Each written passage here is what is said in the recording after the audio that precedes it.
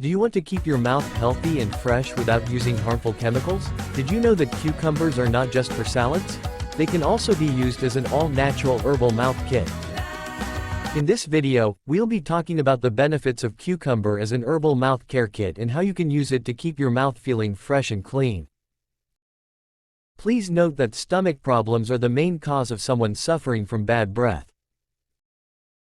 The fiber content in cucumber is very good for improving digestion and launching bowel movements.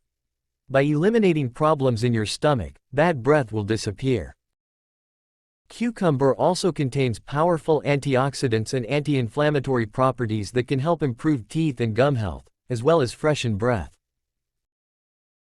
Cucumber has natural anti-inflammatory properties that can help reduce gum inflammation and fight against bacteria that cause bad breath. To use cucumber as an herbal mouthwash, simply slice a piece of cucumber and place it on the roof of your mouth. Cucumber is also very good as a side dish. You do this by scraping or in a cucumber blender, then after that it is mixed with chilies, healthy shrimp paste and a little salt. So why use harsh chemicals and artificial ingredients when you can use cucumber as an all-natural herbal mouth kit?